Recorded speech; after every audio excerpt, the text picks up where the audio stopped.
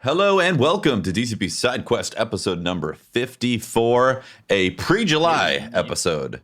This is the episode that gets you warmed up for July, all right? Ooh. Yeah. Pre-July. Pre-July is pre-July. Yeah. I like it. This is your July spoiler episode. If you want to experience July fresh without knowing what's going to happen, turn off right now. Step away from the episode. We're about to spoil the hell out of July. We got a pre-release code for July, and I got to tell you, whew, it's still bad. Wow. It's still bad. 2020 still being 2020, man. Whoa. Is this the month where the aliens arrive? Come on. It would make sense. On the aliens turning up. Right? It would make sense. The 4th of July, Independence Day. They'd be like, the aliens show up and they're like, we watched Independence Day, so we thought you'd want it this time, all right? Around this turns out Will Smith was trying to warn us. Yeah, it's true. But for any of the aliens listening, like I'm on your side, right? So when you land down, I'm chill. You can just take me. Just take me. Just take me. That as well. I hope you what do you got for video games? From alien spaceships. What kind of alien video games you got? What's your concept, huh? Can I still play Ghost of Tsushima if I leave with you on July 4th? That's my favorite. I'm assuming they got some sort of augmentation chamber, or a stasis chamber. The ghost. So like you get like the holodeck. Yeah, well, definitely a holodeck, but also some sort of chamber that you go in, and you also get augmented with like actual technology because they're aliens. Whoa. And they're like, well, clearly we already know your entire genome and how your body is set up because we're aliens and super futuristic and crap. So then we put you here 100,000 years ago, so we know all about it. Exactly. You're like, here's the timeline. I've seen it. When you sit to one of the old aliens, and he'll be like, "Let me show you my retro console." And he brings out like a PS10, and it's like, "This is retro." Yeah. Originally, we were just here to pick up Bigfoot, but man, with what you guys been going through, we got some shit for you too. Oh man, imagine that. I'll go happily. Arekkz, was your chair always yellow? It was not. What is that? It's the Cyberpunk chair. Look at that. Oh my god. Oh my goodness. Real. Where is DCP's Cyberpunk chair? Should I spin it around so you can see that it's also got a samurai skull on the back? Oh my god. Oh. That's badass. It's not bad, eh? Badass. I was worried they have been working with NVIDIA, putting out those RTX graphics cards that are Cyberpunk branded. Making me extremely jealous. Yeah, man. Like every time I see it, nice. I usually, like you see those tweets, they're like retweet and like this for a chance to win. I never do it. Good. But I do for those. Good. Good. The amount of random people who tag me in their giveaways, I'm going to start tagging the people who tag me. I'm going to keep a list. Yeah. I'm going to be like, tag 2 friends. Here are my 2 friends. Take the best. I'm only going to tag people I don't like. And then they'll win and they'll be like, oh, this is kind of awkward. I didn't actually want you to win, but you give it back. Yeah. My gift to you is endless spam. Oh, that's great. Oh my. Yeah, they had done that thing a couple months ago, or in March, and apparently they had more of those 2080 Ti's. I'm wondering if they're gonna do a 3080, Cyberpunk edition, since that might be coming. Be able to buy. Maybe, right? I don't know that I buy one though. Like I would definitely love it if I want it, but I don't know if I buy like a branded Cyberpunk.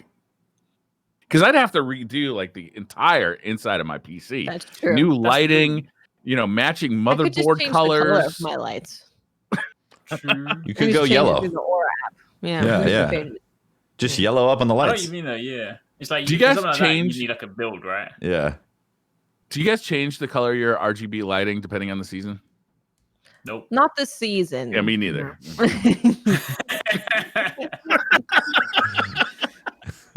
Mine is red, and red. And yellow. Right now, mine is green and purple for spring. It's kind of like a spring. Oh, kind of like cherry blossoms. Cherry blossom briar. But now it's summer, so I've been thinking about like some oranges and some greens, and I don't know. So you do a Christmas special where it's like red and white or something. Uh-huh. Oh, nice. Okay. I feel you on that. Yeah, And a Halloween special? Yeah, there's certain festiveness that I can get behind, but not every season for me. It's usually the same colors for the most part. I think the problem is that my office is very dark, so like any kind of like mood lighting, I think helps kind of brighten it up. And Right, you know what I got, which I think you might like. It's not here yet. It's getting delivered tomorrow, but it is it's a glitter lava lamp. You are correct. I would like that. That does sound badass.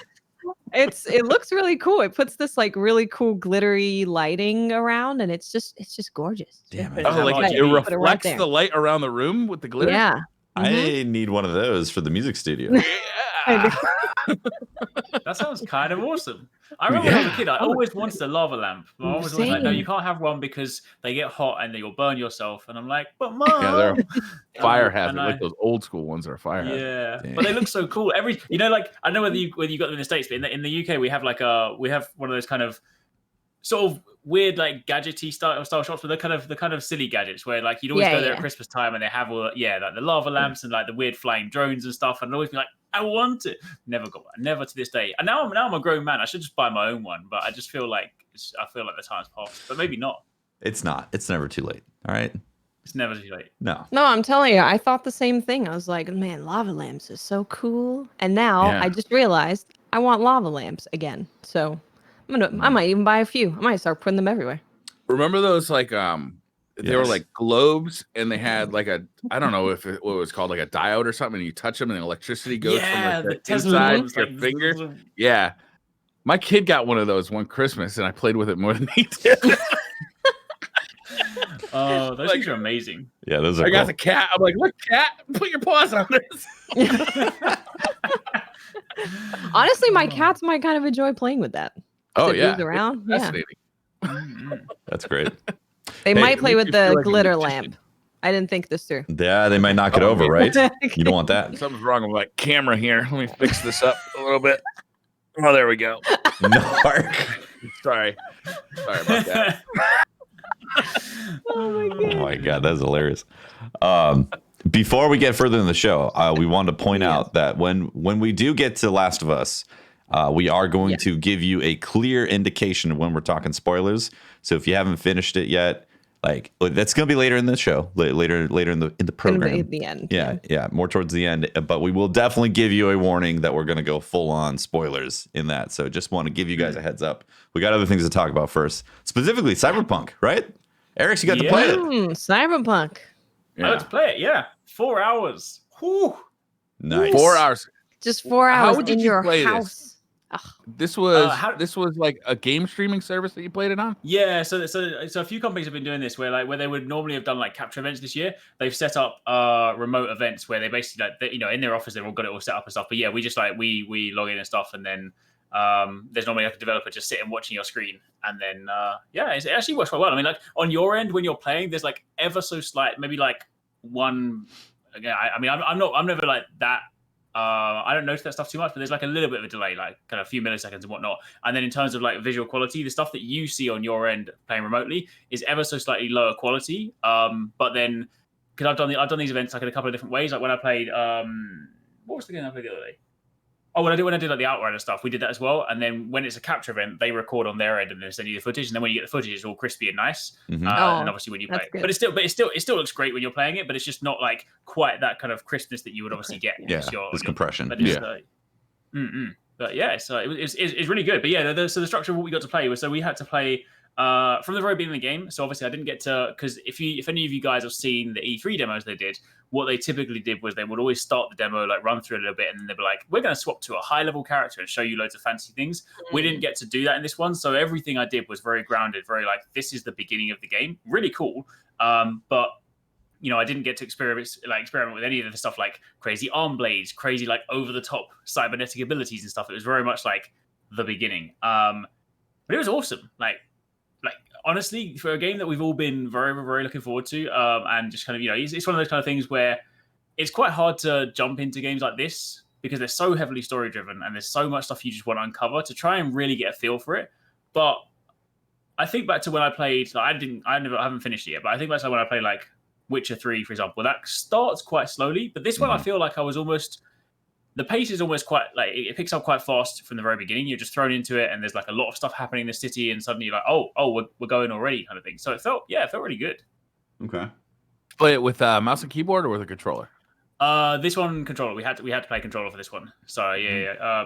But it was So obviously some of the things we kind of got to do. So we start from the beginning, and obviously got to create a character. There's a load of character creation options, which is really cool because I knew before they obviously had some creation options, but when they showed the previous E3 demos, like I never knew to what extent. I was like, oh, maybe they've got a few pre-made plans for V and stuff, which is fair enough. But then no, they're full blown like choose your face, choose your hair, adjust your nose, your face, your lips, your ears, your eyebrows.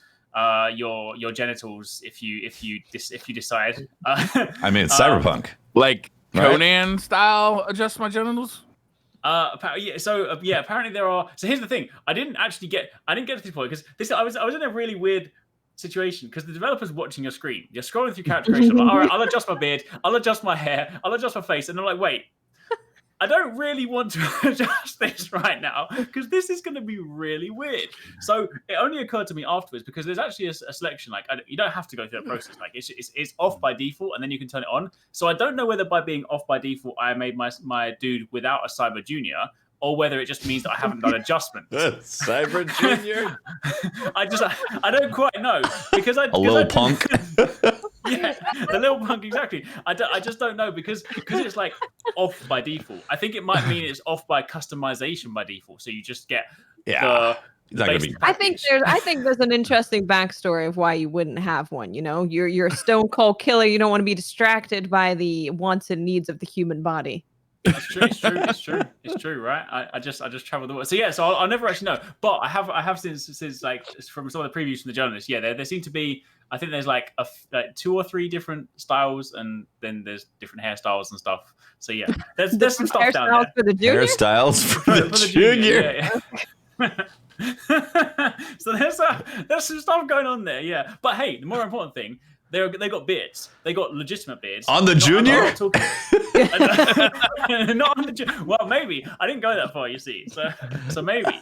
But no, they have a genuine beard, which is good because there are so many games where they're like, hey, we got beards. And then, I mean, this is no disrespect to anyone that's got chin strap beards, but when it's just a chin strap beard, that's not a goatee. That's just not beard. It's not beard. So they've got them. They've got them. And you get to like choose all like the cybernetic like parts around your face and stuff. So there's a lot of cool stuff there. And then when you go to your character, obviously you have all the Does it have RGB? Sadly not. Unfortunately. No seasonal face that's RGB. For next gen. That's a next gen thing. Maybe it's late game upgrades. You upgrade to RGB, face and arm and all that. There you go. Yeah. So you do that, and then obviously you spend some points in like your character stats. So it's broken down to like the kind of typical things like body, which is for like physical strength, and you've got like intelligence and hacking, all those things like that. And then you just get dropped into the game. But you have to choose. One of the really cool things is obviously so when you create your character, you have to choose a backstory. So you have Nomad, who are kind of like living on the outskirts, kind of bottom of the pile, bottom of like the economic pile and stuff. And then you have like the street kids growing up on the street, kind of like gangs and whatnot. And then you have the corpse, who are like the kind of rich business people and whatnot. And depending on what you choose, your game begins differently. And then also throughout the game, you'll have different encounters. So if ever you're getting to a point where you're in a corporate environment and you grew up on the streets, you're probably not going to have like the lingo to navigate your way around like these fancy business calls. But on the flip side, if you grew up on the street and suddenly like a gang rolls up on you, you can probably like talk your way out of it. So that part of it is really cool. But the fact that the whole game begins, yeah, exactly, right. So, and that's the one thing. It's like I was sort of saying this to people the other day. Like I rarely go back and do multiple playthroughs, but already I'm like, I'm kind of gonna need to do multiple playthroughs for this, aren't I? Because I want to see like the different angles. Mm-hmm. Yeah, definitely. Yeah, that's really cool. So you played 4 hours. Was that 4 hours after creating your character, or does that include your character? Includes, which is kind of why I sort of blitzed through it a little bit. I didn't want to sort of spend too long. So I think I spent about 10 minutes on that, and I was like, I can spell 4 hours just setting up the correct genital position. Exactly, right? The Cyber Junior. Junior's got to get some attention. Don't want to be walking around. Well, there might be a cutscene where you see it, and then you'd feel real bad that you didn't spend time on it. That's right. Oh dear. But yeah, because so what happens once you kind of get dropped in, like your first like initial, it's interesting because obviously I only got to play. You didn't get to go back and do all the other backstory, so I don't know I don't know 100% certain where the stories converge, but if it's where I think it is, then your initial like beginning flow is about half an hour. So you do that in like your personal starting space, and then you kind of merge to where you're doing like the first big job sort of thing. And then you're in Night City, and obviously then you get to kind of explore around. And then once you've done that first part, then although you've got your golden line, it's very much like within the first half an hour, it's like, here's a city, here's a load of activities, do whatever you want or do the mission. And I'm just like, oh, there's a lot to do already. Wow. Like you kind of go to the city and obviously like, you open up the map and then, you've got clothes shops, you've got Ripper Docs who are like the people you can go to like install your augment abilities. You've then got like small time activities. It might be like little kind of gang fights going on. You've got other things where you might need to sneak into like warehouses and steal like items from some like chests and some objects and stuff. All these are like level different activities. So, some of them are too high level for you. But then you've also got more expansive stuff. So you can kind of go around and there are like what they've got, like I think they call them street stories. So it's like their side quests. But then some of them are quite short, but some of them are like these kind of branching. They actually kind of, they go out quite far and they have like a lot of like narrative involved in them. So some side quests are definitely more than just like a side note sort of thing. They're actually quite prevalent.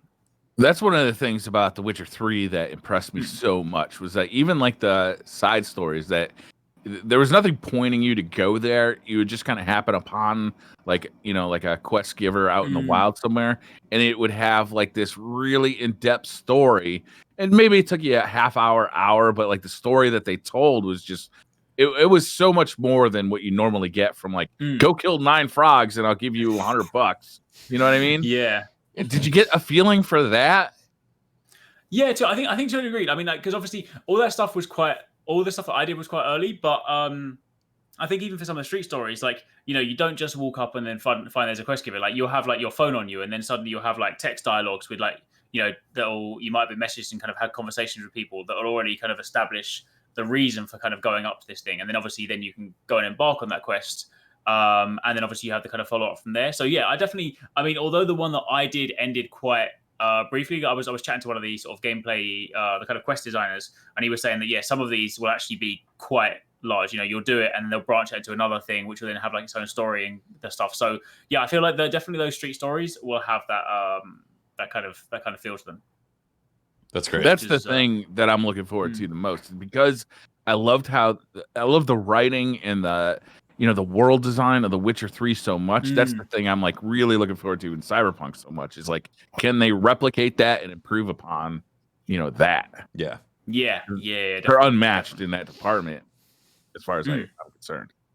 Yeah, the world felt incredibly alive in The Witcher. So I'm expecting. Yeah, that's one of the things in like Night City. Like, I was walking around, I'm used to sort of games where like you play like GTA, and obviously there's like a lot of things going on, but it's kind of like you just feel like they're just there for the sake of populating it.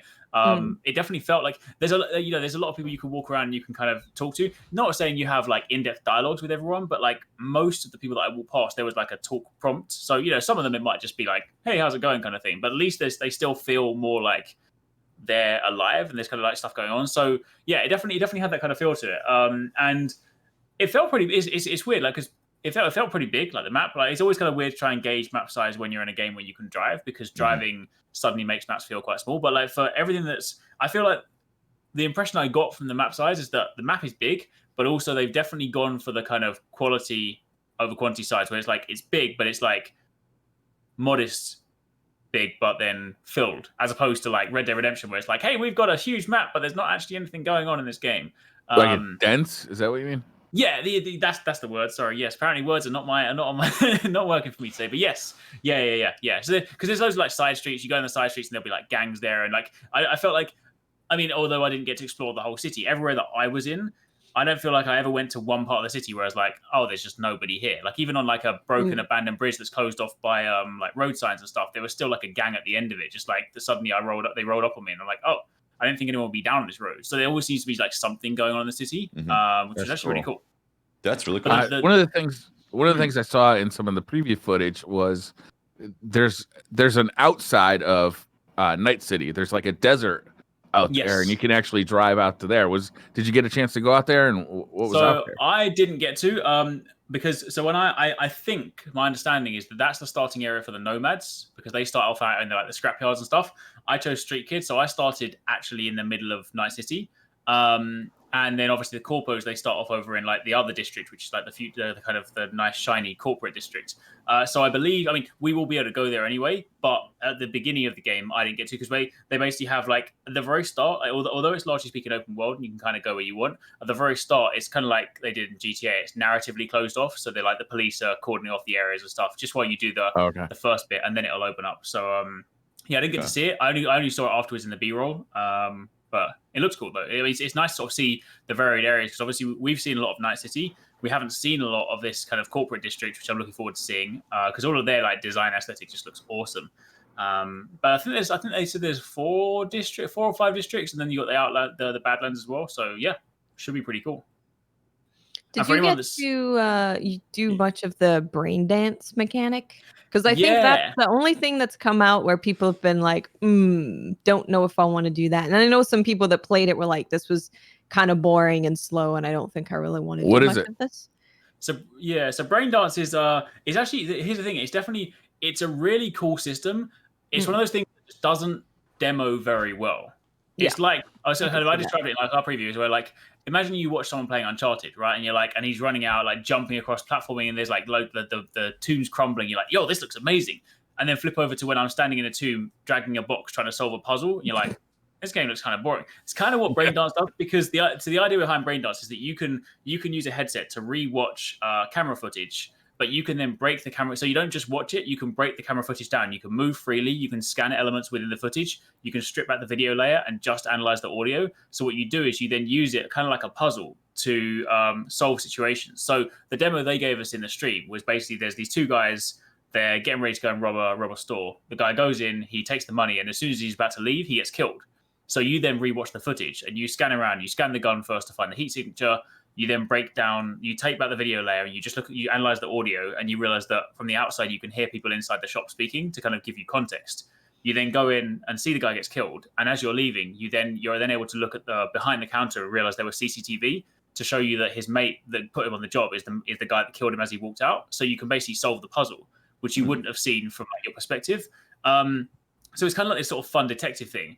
And the first time I did it, it was definitely, and I can understand why some of the sort of people said from the preview they didn't necessarily like it initially, because I think they said they were still working on the tutorial flow for that one, because initially it's very much like, hey, you can do it. Here's all the tools, you can do what you want. Whereas I think that what they need to do for the very first time you do it is guide you a little bit more, be like, look for this, this. Because afterwards I then had one where I actually had to do it myself, where you basically go into this area.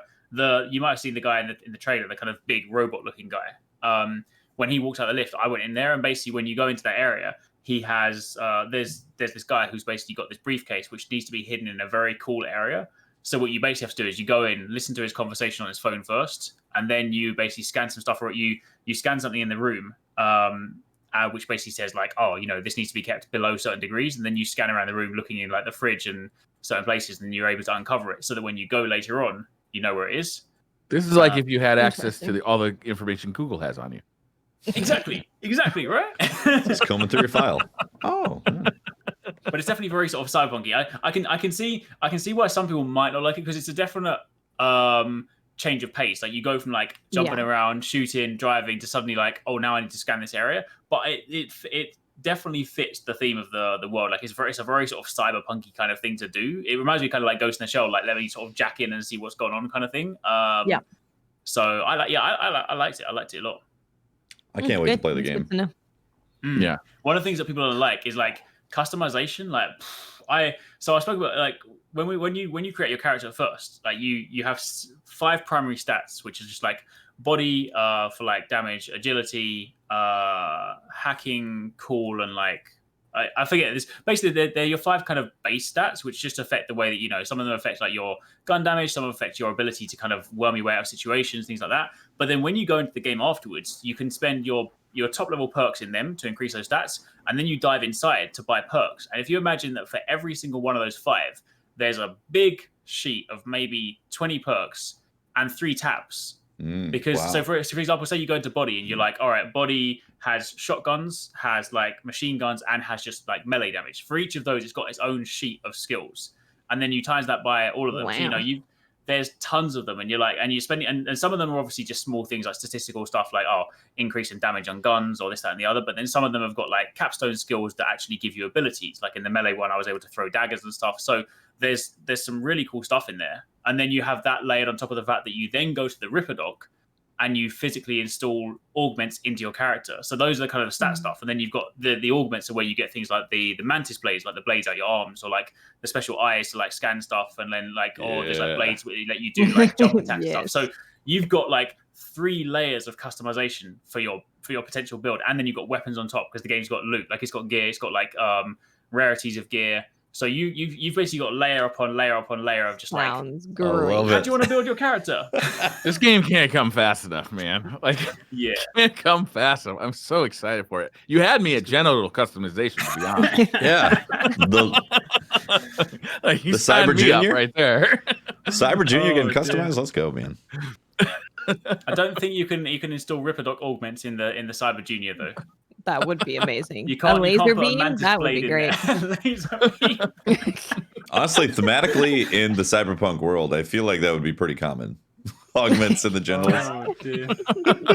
Imagine that. He just does like an Iron Man, like an Iron Man, like proton cannon, just like that. Just that would not be a. Wasn't there a movie, like a Quentin Tarantino movie, where a guy had like a 6-shooter? Oh man, Probably. I can't remember now. It was junk. It was weird. Yeah. Like he had like a cod piece, and he took off like the cover, and there was like a pistol. And Dusk Till Dawn. Dusk Till Dawn. Yeah, that's what it was. Go. Yeah. Yeah. That was hilarious. That name makes sense for his 6-shooter. Oh my gosh. Was there difficulty settings? Is there like a? Do you know? Did they show that yet?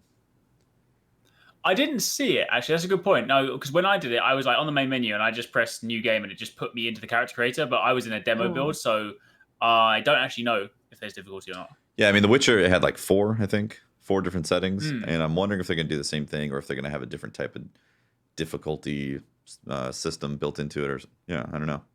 Yeah, I feel like they probably would, because I mean, it'll give you like more replay value and stuff. But I feel like for demo purposes, they would just play it. Makes sense, version. I really don't want people getting real stuck too in a demo. Yeah.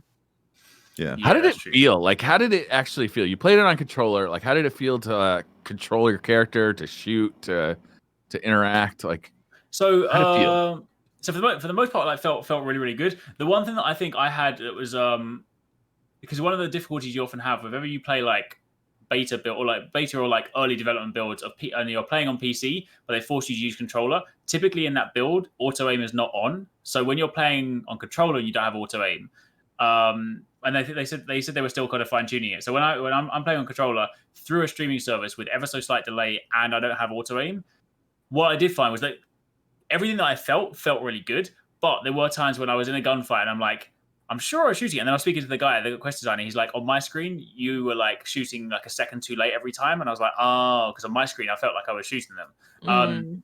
But despite the fact that I was just like apparently not very good at aiming, the actual feel of the game was like really, really good. Like even down to like, because I only did I did a few missions and I only got like 3 guns to drop. But rather conveniently, they were all pistols. So, you think to yourself, all right, a pistol, like how different can it be? But they were all very, very, like they felt really different. Like we had the kind of starter, which was just like a deagle sort of thing. Felt pretty cool. But then when I fought one of the sort of main story boss guys, he dropped his gun, which was like a kind of a gold rarity. So I'm assuming that's like one of the higher ones. Awesome. And that was kind of like a revolver style weapon with like this special hollow sight on there. And that had like a really big kickback when you were firing it, but it felt powerful. And then I picked up like a burst pistol from someone afterwards, which obviously felt a lot lighter. But then you had like, so even in the same archetype, even in the pistol, like 3 different ones that I got, they're all considerably lower level. They all felt pretty good. And I know like melee is one of those ones as well, because I want to play this sort of game in like a melee way. And it's funny because like I know some people sort of said in the previews that like melee didn't feel too good, and I think initially. Because like for melee, what you can do is you can block, you can punch someone, you can do like a heavy punch to break their block. That part of it's a little bit basic, but you can pick up a sword, katana style. I like you can block, you can do heavy strikes. Like when I picked up the katana in like training, I was like, this is me. And I was like, that just felt like you run up to someone, you like, whoosh, you just like cut through them. That was cool. And then also you have so but the thing is, the other thing that's interesting is like it's quite like it felt really good, but it's also, you think of something like Melee, for example, like that doesn't even come into its own at the beginning of the game, because obviously you've got so many different melee augments you can install. Like I didn't, like, I can get like arm blades and takedown and stuff like that, which I didn't have at the beginning. So I feel like almost trying to say how did it feel at that stage is almost like taking something like World of Warcraft and be like, how does it feel to be a level 1 warrior? And you're like, kind of rubbish. Versus like but I definitely say I think it feels good. I'll play it on mouse and keyboard for sure. But like mixing first-person shooter with an RPG can be troublesome. We've seen this in the Fallout series where they have to get an RPG, like to get those RPG stats in. All of a sudden you're shooting somebody, but your bullets aren't going where you're aiming because your like aim stat isn't high enough. Is there anything like that, or no? I feel does it feel like an RPG? It feels like an RPG, but I definitely felt, to your point, what you could have just sort of said there, I didn't feel like there was any of that early on where I was like, I think any time I was missing, it's just because I was like bad at aiming. I feel like they've got a good balance where like the shooting feels good. And although you do fight people, and obviously they, it's definitely not Division bullet spongy, but it's also not like Valorant one-shot kill, because obviously it's an RPG, right? There needs to be a certain degree of that. Yeah. That being said, headshots do seem to do most of, like, as you would expect, like a good deal of damage to the point where I imagine if you had like a decent weapon, you probably can one-shot headshot people.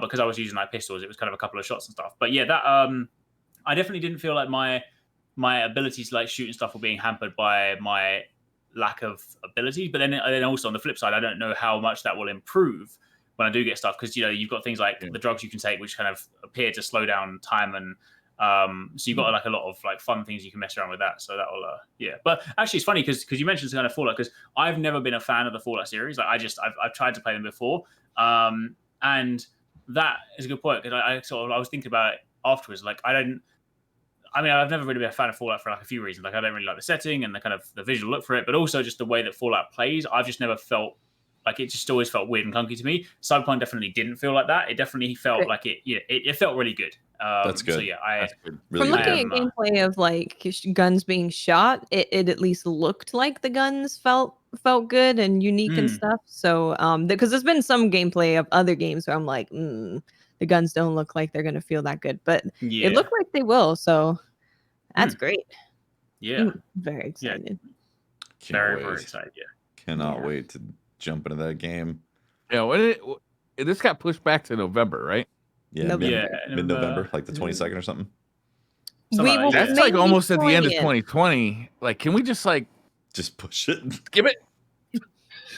Well, the nice thing is, because it's out that late, it means that we can basically play it over Christmas. Yeah, on the new consoles too. Yeah.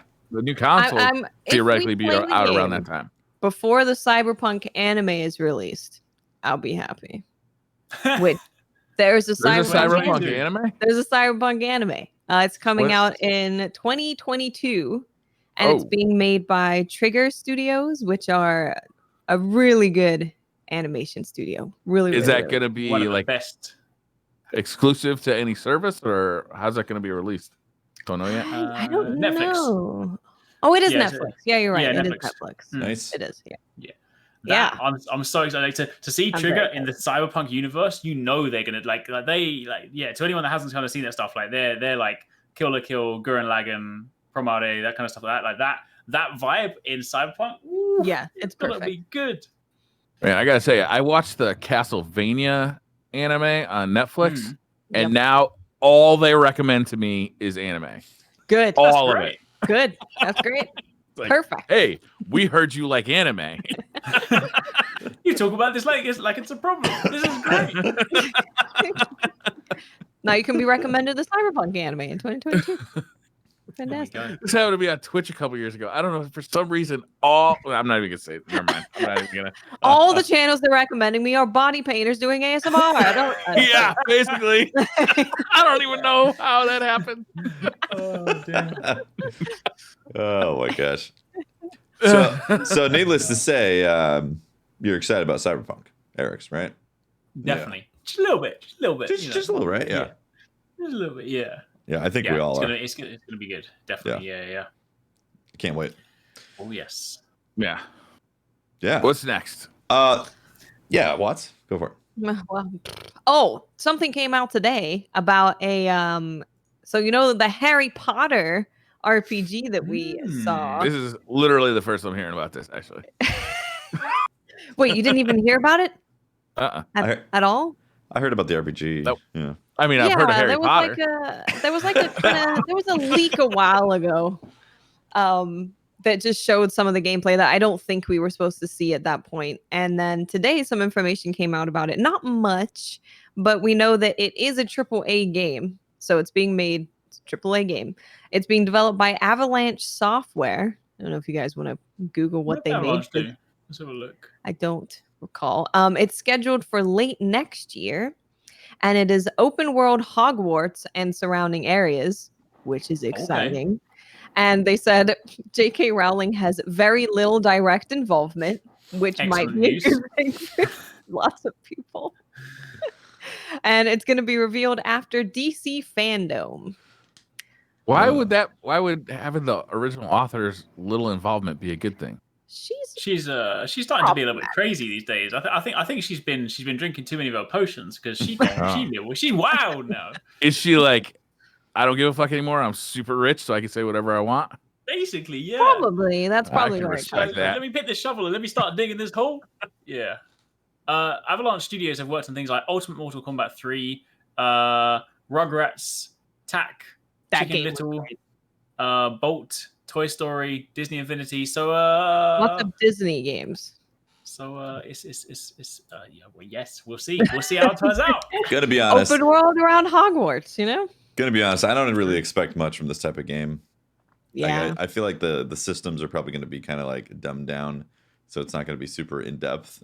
At least it looks pretty. Yeah, that screenshot did look, or like, was it a video or screen? I feel like I saw a screenshot. It was screenshots. Yeah. It definitely looks good in that screenshot, but because of it being Harry Potter and also Avalanche developing it, like, I'm not expecting some super crazy in-depth RPG MMO type of thing. Yeah. Oh, chat is telling me she's a terrible person. She's a turf. Yeah. Dang. She is a turf. I don't think I'm gonna buy this game. because it's gonna give money to J.K. Rowling. Yeah. Have to, right? Yeah. Dang. What else happened? There was a 1-minute new trailer for Ghost of Tsushima called A Storm is Coming. I haven't seen this. Did this drop today? June 29th, yeah. Came out today. Oh, I don't know how long ago, but it was today. It's just 1 minute, and it's no gameplay, I don't think, but it's kind of just setting the world a little bit more and showing some different parts of the map. It looks so gorgeous. I can't wait for this game. I still can't believe this is a PlayStation 4 game. Like, every time I see it, I'm like, oh my god, it looks incredible. So good. How are you guys thinking of playing? Like, because you know that you can obviously like play. I know they said that you will kind of go down the Ghost route, but they said that you can play however you like. How do you guys think you'll play? Will you play Ghost or will you play Samurai? I am not good at stealth gameplay. Like, I am hilariously bad at it. So, like, whatever the option is that doesn't require stealth is the option I will be choosing. Fair. Samurai sword blazing. That's how it feels for me. Yeah. Which one? How the combat of the samurai feels, and if I feel like being a bit sneaky is a good thing. I'm always like approaching it sneaky because I'm like, how do we want to like just stealth kill everyone, and then I'll get like 2 stealth kills, and then someone will spot me. I'll be like, well I guess we're killing everyone. Yeah, totally. Yeah. Oh dear. It's interesting, actually. I love that they're doing that, where it's like he's the samurai, it's this big code of respect, and you're supposed to be a very specific way. You're not supposed to just shoot someone in the back. That's very not good. So he's kind of battling against his samurai ways as he learns that he has to become more of a ghost if he wants to achieve what he wants to achieve. So I like that they're not just saying, yeah, you can go stealth or not stealth, and it's just a choice of gameplay, but it's actually a part of the story. Interesting. Yes.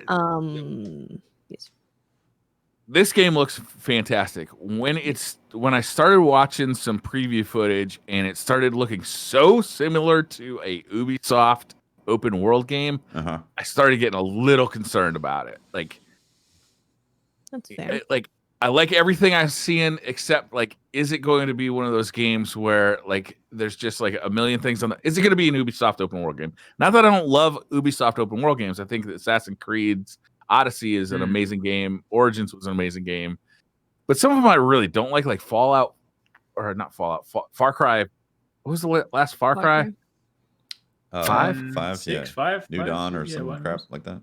The fact that we can't remember which number it is, I think, speaks volumes. Actually, True. Yeah, I feel like Sucker Punch are pretty good at like kind of creating those nice like. They create those good worlds where it feels like there's a lot of kind of stuff going on. So I think there'll definitely be that open element of it. I think there was an article that came up like 2 days ago that sort of said that the kind of playtime for Ghost of Tsushima looks like it'll be somewhere in the realms of 30 to 50 hours. So obviously, depending on whether you decide to because we saw from some of the gameplay preview, there's like shrines you can go to, which will give you like upgrades and stuff. So obviously, if you go off the beaten track and you look for everything, you're probably looking more towards that 50-hour mark. Whereas if you're going to golden line it, then it'll probably be 70 hours for me. Yeah, true. I'm always like, how did you? I'm already at 40 hours, and I'm like halfway through. How did you guys finish it? Yeah, 40 hours. What always happens to me? I always start off by like wanting to see everything. But then I get burned out because I haven't been progressing the story fast enough, and I've just been doing all the side stuff, and I just get like bored with like the mechanics of a game, and I'll never finish the story. Gotta find a good mix. Yeah. I usually approach a good mix. Most games I like if I'm really invested in it, I'll try and sort of do everything. But most games I'm just like, let me just get through the story. But this is one of those ones that I do want to explore everything. And obviously, like when you're playing a game you don't know, like. If I knew, for example, it was like, oh yeah, if you get to the very end of the game, then you'll have access to the whole map and you can go back and do everything you've missed. I'll be like, okay, I'll just run through the story. But when you don't know that, like I'm worried I might get to a point where it's like, if you stab this guy with your like katana, there's no going back. I'm like, yikes! I need to go and find all the shrines and So yeah. The game's just so gorgeous that I feel like I just want to be in that world because of how beautiful it is. So I think it's a game that I'm going to be pretty happy to just run around doing stuff. Yeah, I'm excited to play it. The only issue, guys, is 2020 wild card. Every time a game gets released in 2020, they roll a dice. You're like, oh, please don't land on the bad juju number. Oh, please no. Because it's 2020. Anything's possible right now. Hopefully there's nothing racist in there. Speaking of Ubisoft. So nailed it. A game has been announced. It's called Hyperscape. It is a BR. It looks like a generic as hell BR to me. Am I wrong? See, their big selling point is that it has huge Twitch chat integration where they can like put stuff on the map and change the map and stuff, which that's cool. So far that stuff sounds cool, but every game that's kind of launched with this huge Twitch integration just hasn't really done that well or used it particularly well, or it ends up being trolly, or they can like power you up so much that you end up being OP, and it's just it ends up just not working great. That sounds like the marketing team is in control of the development team. Kind of does, yeah. One cool thing that they are doing, so there's two things that they're doing with Twitch that I don't think people have done before, where you get revenue on in-extension bits purchase. So every time a viewer purchases Twitch bits when watching your Hyperscape stream, you get a share of the amount. They're also making pleased to announce I am now a hyper stream exclusive streamer. One thing they are doing, which I wish more games would actually do this, is you can decide to open your squad invite to subscribers only. So the game is like integrated with Twitch, and they know who your subs are in game. So you can just open it up to like, subs can join, which is really cool. That's really cool. I do like that. So maybe they'll do the integration better than other people have. I don't know how I feel about another BR, but yeah, BR is definitely kind of a played out genre at this point. Yeah. Still really popular. They're gonna be showing pretty popular.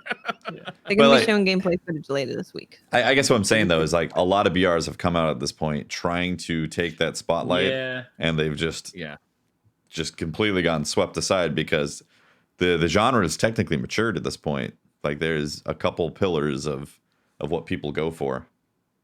It reminds me a lot of World of Warcraft in that way. It's like the MMO space was so dominated by World of Warcraft that it was hard for any other game to get any traction in that space. True. Yeah, exactly. Shall we talk? Watch this space. Shall we talk spoilers? Let's do it. All right, so chat. Hardcore spoilers, right? Okay. Like chat, this is your warning. No holds barred spoilers. We're gonna be talking about names, activity, like things that happen. Big spoiler, big story plot beats. elements, including the ending, because we just want to have a conversation about the game. So if you haven't played this and you're planning on playing it, tune out now. You can come back to this after you've played it. But boy, we're gonna go hard on the spoilers. So this is the last segment of the show. You're not gonna miss anything after this. This is it. Yeah. So you can feel free to tune out now and come back after you played the game. Yeah. If you're not planning on playing the game or you already finished it, let's do it. Yeah, and speaking of, like, man, that xenomorph connection when they showed the aliens show up and like popped out. I will say I was shocked. I was like, is this Aliens 5? 6? Alien? Right? This is just and then Ellie revealed her mask like Bill and Ted, and then like said that she was a robot. Like what? It was Ripley the whole time. Whoa! Got him. All right, so you've been warned. Spoilers about Last of Us 2 are inbound. Where do we start? So I think we got to start with the big twist. The middle twist, right? Okay. It's like everybody knows so far, like everybody is aware, if you've been following this game, this is a revenge story. Ellie is the beginning of the game starts with Abby, this group of basically the ex-Fireflies or the descendants of the Fireflies from the first game coming to kill Joel for revenge for what he did in the first game. They do that. They kill Joel right at the beginning of the game, and basically the first half of the game is then Ellie's quest for revenge and her going into Seattle and killing the people who killed Joel, right? And the Barons of Seattle. The Barons of Seattle, I think, is a great way of putting that. And then, it kind of, the twist is middle of the game, Abby and Ellie finally are face to face. Abby, the person who killed Joel, and Ellie are face to face, and the perspective switches to 3 days ago, and you're now playing as Abby, and you're learning about how all these people that you killed as Ellie were like, essentially just people, like people who had lives. They were trying to get out of bad situations. They had pets. They were pregnant. They were pregnant.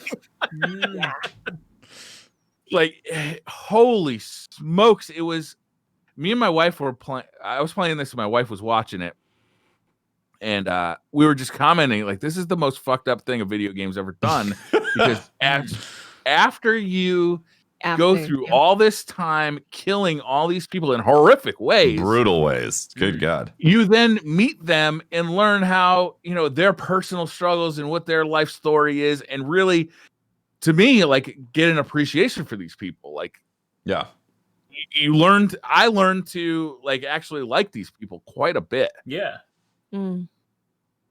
How did you guys find Abby playing? More. Yeah, I was gonna ask, how did you guys find playing Abby? Because I know a lot of people couldn't really get past the wall of Ellie and Joel is the story I've been following. I can't believe they're making me play Abby. There's no way that I can possibly sympathize with this character. I thought it was brilliant. I thought it was a brilliant way to tell a story it was a brilliant way to humanize, like, because so often in video games, you go about the course of murder and mayhem. But to do all that and then to switch the perspective of the people on the other side, I thought it was a brilliant move. It was messed up. It was really a brilliant move, though. Like, to humanize those people that you just murdered. Yeah, I think one of the things that like worked really well about it is like, and I didn't actually realize until I was trying to chat to my friend, like, because I finished it. It's one of those things where the whole story, like, it grew on me.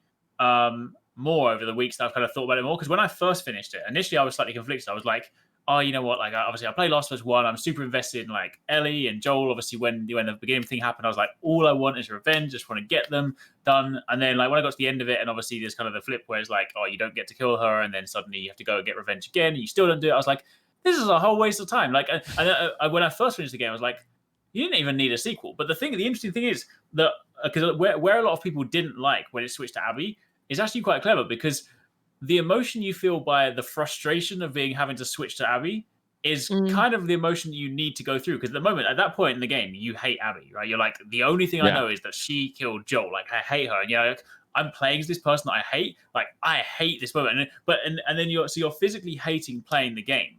But then the more that you play it, that hate starts to subside. You're just like, okay, maybe like I still want to kill her, but maybe she's not quite so bad. And then like as you go further and further and further, it generally got to the point where I actually preferred Abby as a character. I was like, damn, like this frustration that I had when it forced me to go back to chapter 1 was at like a legitimate emotional journey. Mm-hmm. Is Abby even a bad guy? Like, should you be killing her? She came after Joel because Joel killed her father, who was trying to literally save the world. Mm-hmm. Right? Yeah. Like, who's the good guy? Who's the bad guy here? That's what it was such a complex, like so many emotions, because like, you've fallen in love with Ellie over the course of The Last of Us, and maybe The Last of Us 2, although Ellie is a very different character in The Last of Us 2 than she was in the first game. Yeah. Which makes sense. I mean, she's grown up. She's seen a lot of awful shit. She watched Joel die, like right in front of her, get tortured and die. Like, that changes a person for sure. So you don't expect a bad bubbly, case of PTSD. Lighthearted. Yeah. You don't expect the bubbly, lighthearted little girl that was in the first game anymore. But man, it's like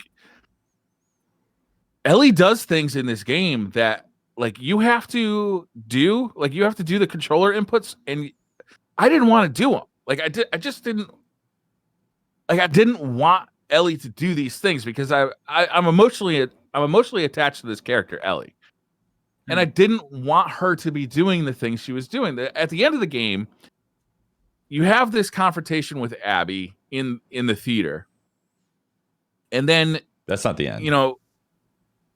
Right, I know. At the end, but like toward the end of the game. Okay. You have this confrontation with Abby in the theater, and you both live through it. And Ellie goes back home with, is her name Dina? Dinah, yeah, Dina. Yeah. Dinah. No, it's you guys Dina. like you guys are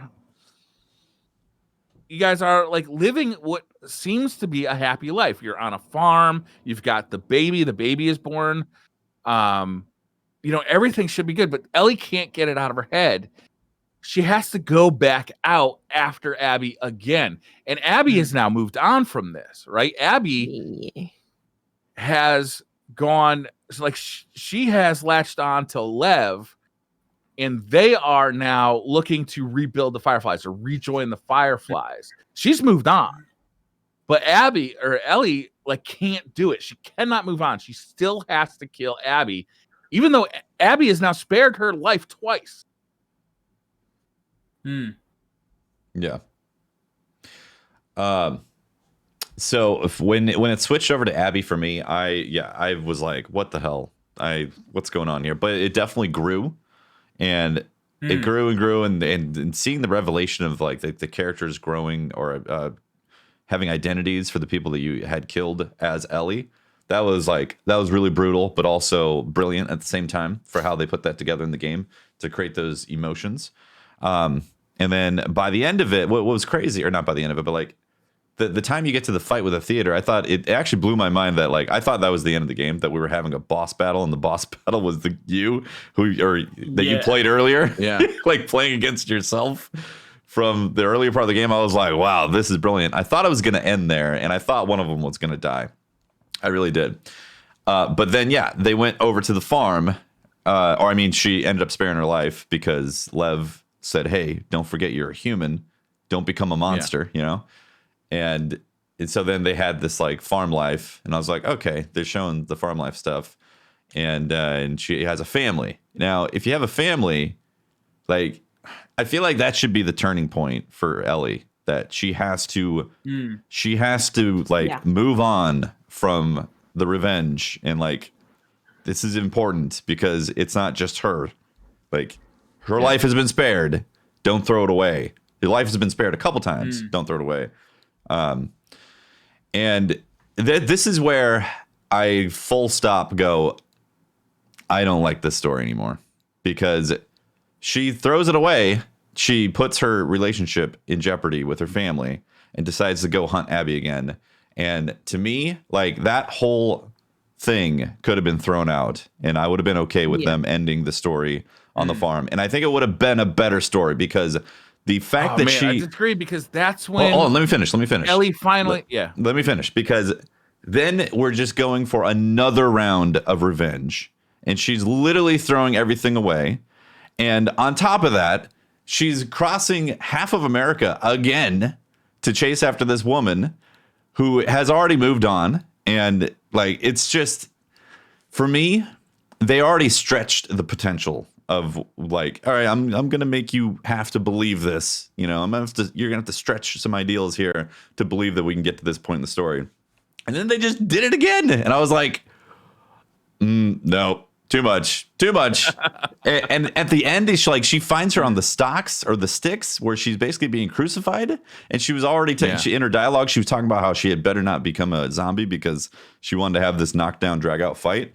And like, she's already basically dying from her bleeding out wound, or she didn't die, but you know what I mean? Like, she was basically like already severely wounded from the stuff that was going on. To have this fight happen at the end where she just couldn't let go. That it just felt like this supercharged Shakespearean tragedy disaster piece with more and more and more on top of it, where I was like, I'm not buying this. I've heard it described as misery porn. That's not wrong. That's not wrong. It is like, the overall tone of this game is just awful, right? It's like, it's designed to make you feel bad for these characters, right? And be angry with these characters and their actions. I didn't have a big problem with the end of the game, because I liked how you could see Ellie's kind of like the torment she was going through. She knew the right thing was to let Abby go, right? She saw her being crucified. She cut her down and she let her go to the boat, but she was putting her stuff in the boat. Like, she was about to just like, okay, this is over. And she's like, I can't do it. Like, I have to kill this woman for what she did to Joel. Like, I have to do it. And I thought that was powerful. I thought it was good. But like, the whole thing is just, I do have a theory, is I believe that the first game was built as like a standalone game. Like, this is, this is just something that's out there. It's a standalone game. The ending is what it is. I don't think that's true about this game. I think the second game is, if you think about the first game as Star Wars: A New Hope, where it was built as a standalone movie because they didn't know if they'd ever make a second one. The Empire Strikes Back was very much made knowing that there was going to be a third one. And I think this one was too. I think the end of this story, like, it sets Ellie up for a third game. And it's dark. Like, the whole game is dark. There's no like wonderment of like petting a giraffe from a building. There's no, the first game had this hope of being able to get Ellie to Seattle and cure, this virus, save for humanity. The whole world. No hope in this game. The only thing in this game is revenge and killing. But I think the awful result of revenge, because if Abby had let him go, none of her friends would have died. Right. Yeah.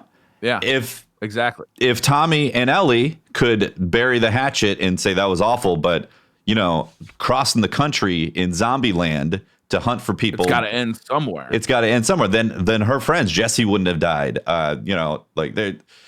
A whole string of events happened that were awful because people kept on making bad decisions. And I was accepting of a number of bad decisions. I was like, okay, I can see past this. Already there was like, when the death scene of Joel felt very like a lot of things had to come together perfectly for that to happen. And I was like, it's a little all right. Okay. Well, I'm giving you a pass here, but we're going with this. And then more bad decisions happen. I was like, oh man, more these bad decisions. My God, it's piling up. Then they had the movie theater fight, and I was like, there's so many bad decisions here. I'm ready for this to end and be like, oh, guys, I can't believe I watched that movie. And then it kept going. They're like, but wait, there is more bad decisions. It was heartbreaking. It was heartbreaking. I love this game. The game, like, aside from the story, like, visually is one of the best looking games I've ever seen on any platform. Like, it's just amazing looking. Seattle is like, this ruined Seattle is just gorgeously built. It's like, there's so many times where you think that you're running through these buildings, like these dilapidated buildings. You'd think it'd just be like reused, like, rooms over and over again. And there definitely is some of that, but so often you walk into a room, and if you just take a second to look around, you can see like the story of the people who live there. Like, you'll see like a D&D, like a Dungeons and Dragons set laid out on a table. You'll see a PlayStation 3 with controllers, you know, on the floor. You know, you'll just see like so much of this contextual stuff about the people who used to live there, and it's so bespoke. Like there's different shops. Like, you go into a record shop, and it looks completely different than the next shop that sells tires, and the next stop. You know, it's so gorgeously crafted and like graphically so lush. It's such an amazing visual experience. It's a technical achievement, man. Like, the game is it really beautiful. From, just like you said, from like the snow areas to Seattle, feeling very different. Then you get to the farm and that skybox, and it's like, whoa, this is a gorgeous farm. Like, wow, magical. Yeah. And then they go to California, and I'm like, this feels like California in the summer. Like, the way the light feels, and obviously the architecture and all that, but it just had a very distinct, this is California. Like, it was impressive. Very, very impressive. It was impressive. What did you guys think about? Actually, I'll let you guys bring that up because it's like the end of the story. Okay. The gameplay. I don't know if it really evolved that much from The Last of Us 1.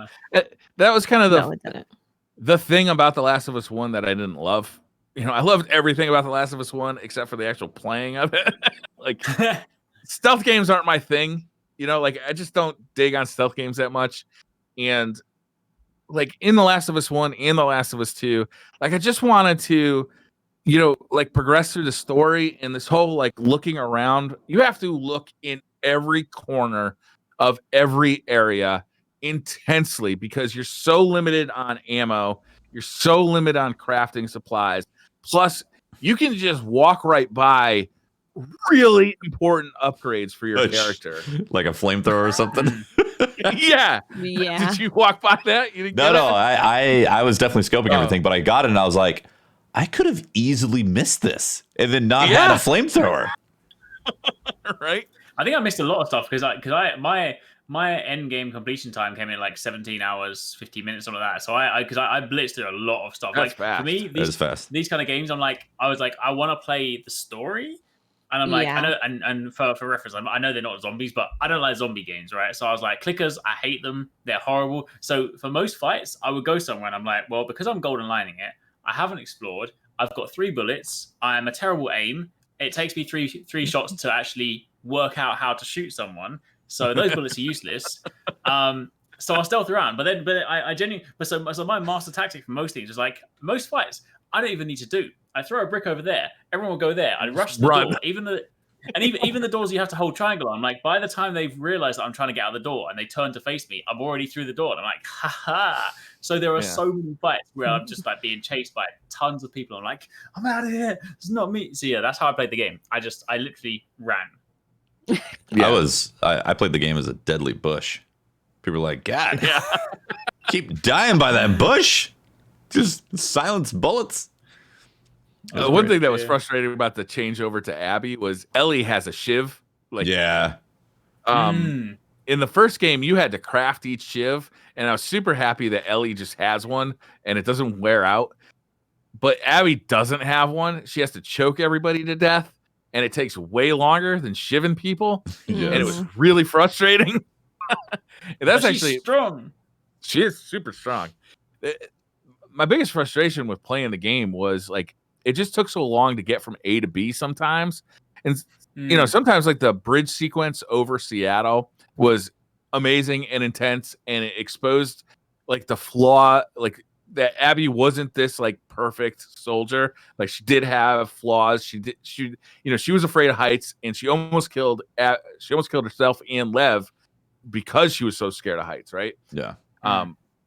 But like because the game is long, it's much longer than the first game.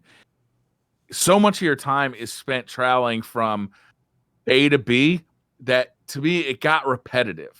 Like it's like, oh, okay, now I've got to, travel to a place and then see the story thing. Mm-hmm. And that loop got a little bit repetitive after a while. Interesting. For me, I didn't really get sick of the loop, the gameplay loop. I actually enjoyed all the way to California. I was enjoying like going into different environments and seeing how I could do the encounters. Also wasn't stealthing heavily. I mean, I was making jokes about how I was so damn stealthy after killing everybody with bullets. Yeah. And also, another thing that helped for me was I played on all survivor except for the items. I dropped the items all the way down, so I had like lots of bullets, plenty of ammo. Yeah, and that just made it a lot more enjoyable to run around, and you have options and not feel like, oh man, I gotta like play this part perfectly to get past it or something like that. So the settings of this game are super, like you could really tailor your experience. Yeah, like you can make the enemies really hard, but have like tons of items. You can make it so there's like just no items around anywhere, like as far as ammo and like health packs and stuff. Yeah, that's how I started, and I was like, one bullet, huh?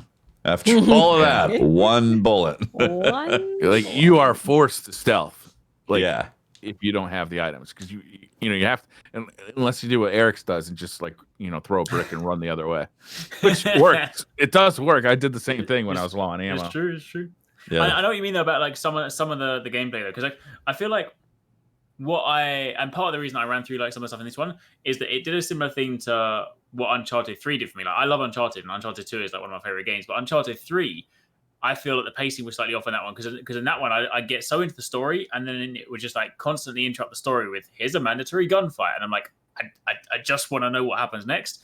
And then for sometimes in like Last of Us, like there'll be some sections where like I feel like all right, it makes sense. Like obviously I've kind of got into this new building, I need to go through some fights and stuff. But like for example, there was that time in I can't remember where it is, but it's like the kind of big grassy area, the one they showed at E3 like last year. And then there were so many rooms that you had to go through outside, like going down to get to the car when you meet Jesse eventually. Like there's so many sections of that, and I was just like, I don't want to get into, like, you go through a door and I'm like, surely that'll be the next thing. It's like, nope, here's another like 3 areas of dudes to get through. I was like, that's just too long. So that's why I started just running. I was like, I just want to get through. I just want to get to the cutscene. That's fair. Because these are definitely games where I'm just like, I mean, I would happily just watch it instead of play it, because I just kind of want to just play it for the story. Because Last of Us, I mean, it's gameplay is decent, but I don't feel like it will win any awards for its gameplay. They just kind of just like, it's just gameplay, right? But it's just the story that's like some of it's fun. Like the bow I found super fun to use. Like it's very satisfying to shoot the bow and get headshots, and then go and like if you get a headshot, there's a chance that you can recollect that arrow, so you don't have to craft your arrow. Like that loop I found very satisfying. When I was sneaking around, like I found it fun to sneak around, even though like I usually don't like stealth gameplay, but like using Ellie and using the shiv, like it was satisfying to do so. And when shit went down, like the controls almost remind me like of an old Resident Evil game where it's almost like the controls are part of they're part of the experience, in that it's a little bit hard to shoot people in the head like you want to. So, and you always have this tension of like, I want to save my bullets. So if shit does go down, like this can go bad for me. Like, so even though like the gameplay is, I don't know, it's hit or miss to me. It's not its standout feature. No, yeah, and that was the same with the first game. Yeah, I hope in the third game that they make some improvements there, and I don't know what those improvements are, because at its core it is a stealth game. Like you have to avoid the zombies. Like the zombies are supposed to be like really dangerous, and if you're just walking through with a submachine gun and a flamethrower, they don't feel very dangerous. True. You can still get swarmed, but yeah, I know what you mean. Yeah. Yeah. It's interesting. I usually when I beat a game, I can have this like sense of recommendation for people. It's like, yeah, you know, probably you'd want to play this game. Honestly, after beating it, I'm like, I can't recommend this game. Like if you're looking for a specific experience, then yeah, I could see it. But if you're just casually like, oh, I'm looking for another game to play, what should I play? You know, it's like God of War. Oh, easy, no problem. You know, like yeah, you're gonna play that. This game, there is so much like torture porn and just awful images and just the story taking a sudden change and just making you go, why would you do this? I walked away feeling like, nah, I'm not going to recommend this to people if they're saying, hey, should I get this game or whatever. I'm like, it's a beautiful game, absolute technical achievements incredible, but I think the story at the end just killed it for me. What do you guys think about? I disagree. I love the ending of the game. Oh man, that was gross. Because I think that was actually a really emotional moment for a lot of people, is the loss of fingers and then Ellie not being able to play the guitar anymore, because obviously that was something that Joel taught her to do. Yeah. So I think that was like a really tough moment for a lot of people playing. She tried to play the song that Joel taught her at the end and couldn't play it and left the guitar. That was her like completely end of the game. That was her letting go of Joel completely. It was such a destructive spin that like I get where they wanted to. I get the reason for telling Ellie's story like that. Like she was going in a completely destructive spiral that was catatonic. I expected her to blow her brains out at the end on the field as she was walking out. I was like, guitar went down. I was like, she might commit suicide. Like after all that, this might be the end of the road for her. And obviously that didn't happen, but I was like, that'd make a third game hard to make. You could be Abby. Abby and Lev, man. Like I saw what they did with Abby and Lev. I could easily see that being as a part 3 in their story. Because they already set it up where you played 50% of this game as Abby and her becoming a mother figure to Lev. So in fact, it was very much like Joel and Ellie that was happening with that. Yeah. Because I kind of like to, I mean, like, I don't know whether it would be a whole game in itself, but given that towards the end they started to find that there were some fireflies that were existing, I kind of almost want to see where that story beat goes to. Like, do they reassemble the fireflies? Do they? I don't know whether that would. Do you think there were actual fireflies out there? I just assumed the rattlesnakes were pretending to be the fireflies. I don't think there are any more fireflies. I thought the rattlesnakes were on the other side of that radio. I think that's what it was, right? And they're like, "Where are you?"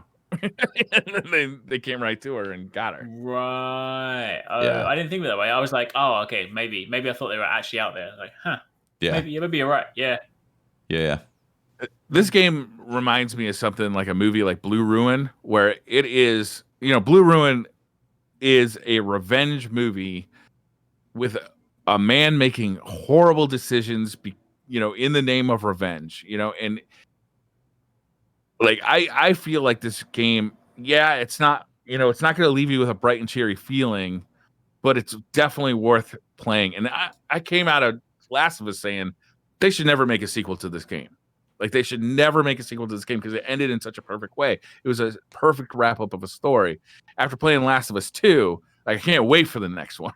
And whether that's at the end of the life for PlayStation 4 or not, like I cannot wait for the next chapter of Ellie's journey, because like it sure as hell can't end like this, right? Like it's got to go, it's got to keep going. So I can't wait to see where it goes. I would wholeheartedly recommend this, but understand what you're getting into. Like this is a very dark story. This is not like the first one where it's a story of hope with a twist ending. This is a story of revenge. I didn't feel like it was like when people say it's like murder porn or revenge porn, I feel like that gives it like almost like those movies that came out in the early 2000s where it was literally just like these movies are made so that like the Human Centipede, so that we could just show you the most disgusting thing on the screen at all times. I don't feel like it was like that. I feel like the violence was like you'd go through these long stretches of dialogue and of exploring, and then there would be like really like these punches of really graphic violence, and that helped to cement how awful this stuff was, right? It's like I thought it was really well executed. It did what it was expecting to do. It was trying to do in a very effective way. I understand your problem with the end of the game for sure. I liked the end of the game better than you did because I really liked Ellie's kind of like struggle in those last final minutes. I found that to be fascinating, and I can't wait for a third game. Understand though, in the worst year on record since I don't know when, like this game came out at the worst possible time. I was pretty convinced I was just gonna wait and not play it until like I was in a better emotional state because it's a tough game to play. It's like right now I want to watch like comedy movies. I want to watch The Goonies. I want to watch fun stuff. And after I played this last night, I kind of as a palate cleanser, I just went and played Yoshi's Island for a few hours. Just to like something happy and like loose and like fun. It's a hard time to play a game like this, and it's a really hard game. Like it's a hard story to tell, but I really appreciate how well they told it. I thought it was really good. Yeah. Yeah, I enjoyed it. It's definitely one of those ones where I feel like if you, I still enjoyed it when I finished it, but I enjoyed it more like the second I finished it, my mentality was like, I enjoyed it, but you kind of could have just not had a sequel at all because it was almost like a weird circle of nothingness happened. Yeah. But then when I evaluated it more over the weeks, I was like, actually, I do really appreciate the story. So yeah. I still feel like it's a weird circle of nothingness. Just a bunch of bad decisions strung together where they could have also like the context of it, again, having to travel across America for so many times for one specific person, and just the crazy things that had to line up for all those things to happen like that, to have this weird revenge spin on revenge on revenge on revenge. Yeah. I didn't like seeing Ellie become a destructive human being that was spiraling into complete and utter darkness. Yeah, it was tough. It was real tough. Didn't like it. Yeah. There was the part where if she goes into the aquarium and she kills the dog, and then she kills Owen, and then she kills the woman, and then realizes the woman was pregnant. Like right there, I felt like that Ellie was going to have like the break. Like she was going to literally break at that moment. Like that was intense. And then in Abby's story, she traveled with that dog for her like half of the time she played fetch. And like you learn about Owen and you learn about Mel and how this love triangle between Abby and Owen, and how Mel is pregnant with Owen's kid, and like how they're planning on getting on this boat and going to Santa Barbara to go find the Firefly. Like, god damn, it was heart-wrenching. It was heart-wrenching, but it humanized like the people that you thought were the villains in such a cool way that you just don't see. Like so much of these stories are, this guy did a bad thing, we're gonna go kill him, and it's gonna be awesome. We're gonna explosions and shooting and action and muscles and. I know what it is now. But so again, when you're playing as Abby, you get to the place where you have the knockdown drag out fight in the theater. Like I was on board all the way for that, but them going even further after that bottomed out the empathy that I had left as an audience member. For Ellie, for all the dumb decisions that were happening in the game. I guess that's what it was. It was like my tank had officially bottomed out, was empty by the end once Ellie was saying, I'm going back after her. Maybe it just goes on a bit too long. Maybe they should have tightened up that ending to make, because I do think it's valuable what they did with Ellie right at the end. Like right at the end, the decision making of taking her off of the crucifix or like from being hung, following her to the boat, about to go on their separate paths, and like Ellie's just not being able to let it go. I do think that was valuable, but maybe like there was a way they could have tightened up that ending a little bit better. Maybe in Last of Us 3, Abby will have to go back to get revenge, and then she'll be like, actually no. And then Ellie will be like, all right, my turn now. Let me go. And then swear to God, man, like constant back and forth. And you'll do that, but then it'll be for like 6 different chapters, and then at the end they'll just sit down and have tea, and they'll be like, all right, well, yeah. Oh, crazy journey. Turns out they poisoned each other's tea, and they both died at the same time. Great. I also really loved how the characters were like really diverse, and like, I don't think it's a small thing that the main character of this game is a lesbian. And like a significant portion of the game is her relationship with I can't remember the girl's name.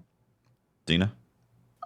No. Yeah, Dina. And like I thought that was really interesting, and how Dina was pregnant with the guys, I can't remember names good, but like I liked how like what's that? Jesse's his name, who's the father. Yeah, Jesse. Like I thought that was really interesting. I just like that, it wasn't just like a straight white male as the hero, like in every other game. And like these people they felt like real people, and they were like there's more diversity to like the characters in this game than what you may be used to. Yeah, absolutely. She should have left her girlfriend. They had a beautiful farm. They had a baby. They had a family. That's sheep. Bro, I wanted to say also, like, my problems with the story are nothing to do with the actual character development either, because or not character development, but the characters themselves, the interactions and the voiceover and the in-between writing that all of them had were brilliant. Yeah.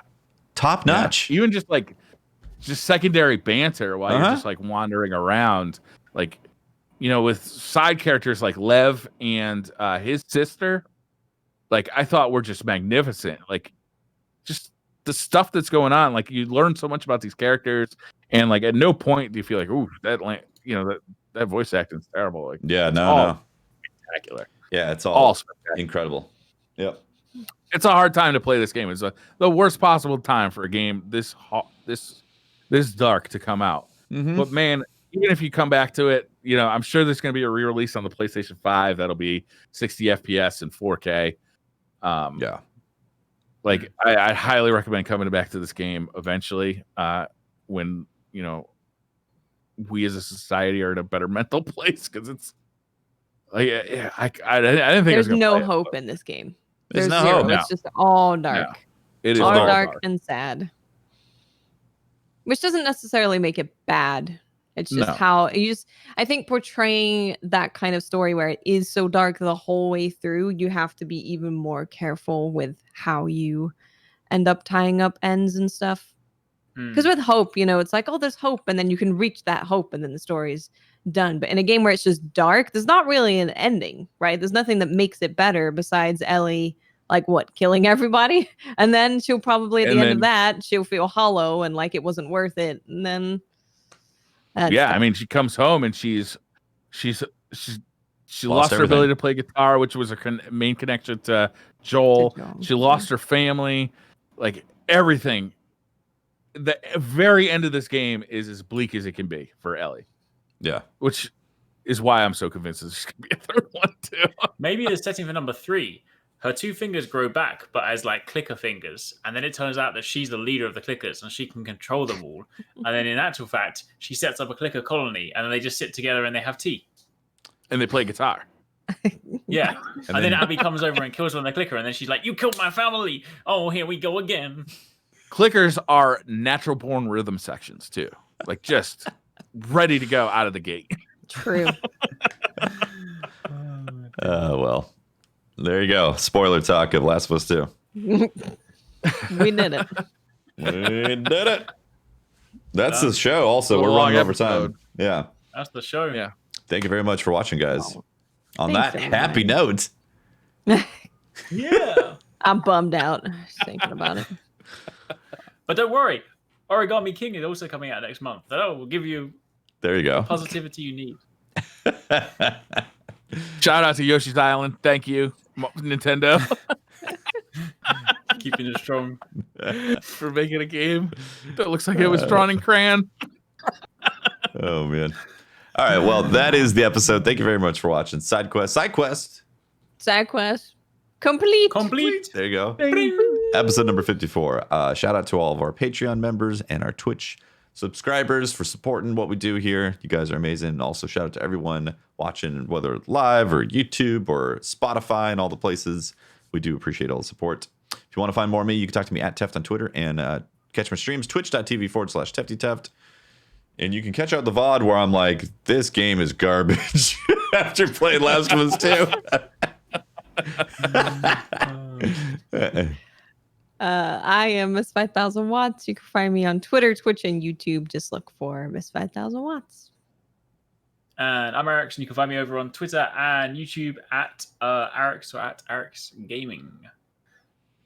I'm Brian Rabbit, and you can find me playing the 1984 classic video game chronicling Tefty's life, Narc for the NES. Oh my gosh! All right, that's the show, guys. Came out in arcades too. Did it really? Wow! Yeah, I think it was a conversion. Arcade version. We will see you next week for another side quest. Bye, everyone. Cheese. Yeah. Bye, guys. Bye.